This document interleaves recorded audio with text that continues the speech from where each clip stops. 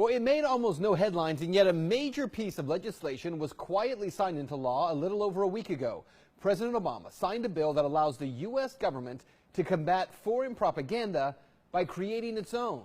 Let's take a look and give it a reality check.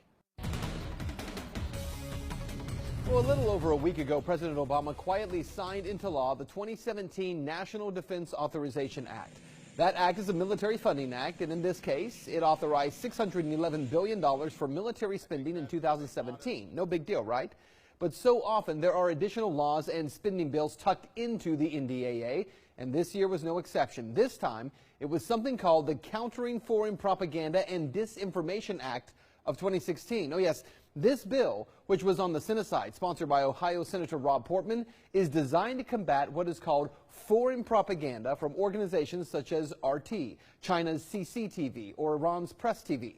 Here's why Portman says the bill is necessary. Quote, surprisingly, there is currently no single U.S. governmental agency or department charged with the national level deployment, integration, and synchronization of whole government strategies to counter foreign propaganda and disinformation.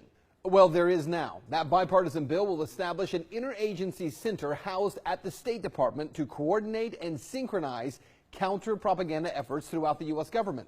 The bill also creates a grant program for NGOs, for think tanks, civil society, and other experts outside government who are, quote, engaged in counter-propaganda related work.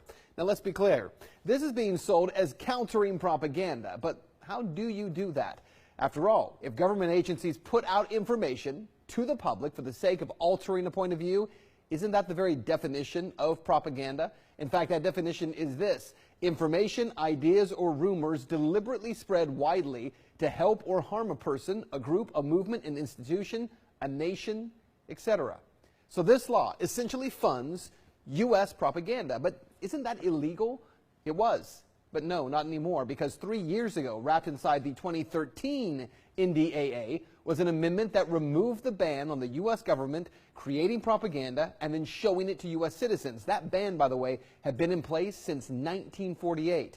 The 2013 amendment struck down a ban on domestic dissemination of propaganda material produced by the State Department and the Independent Broadcasting Board of Governors. It neutralized the Smith-Mundt Act of 1948 and the Foreign Relations Authorization Act in 1987 that had been passed to protect U.S. audiences from our own government's misinformation campaigns. And in 2013, when that bill was passed, most media said, oh, don't worry, the U.S. government will never actually create propaganda.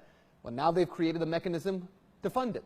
So what you need to know is that politicians claiming we need to fund U.S. government propaganda to protect the public from the Russians and from the Chinese. But there's a reason it was illegal for over 60 years for our government to propagandize the public, to protect the public from our own government. Reality check. Right now, 2 out of every 3 Americans in the latest polls say they have little to no trust in mainstream American media, because 2/3 of Americans already believe that they're not getting the truth. That number will likely only get worse with the legalized American government propaganda. So what is the solution here? Well, how about media just tells the truth, just reports facts, does not act as an arm for political parties or for government institutions? If we want to combat propaganda, both foreign and domestic, then shouldn't we just inform the public rather than trying to control their views? That's Reality Check. Let's talk about it on Twitter.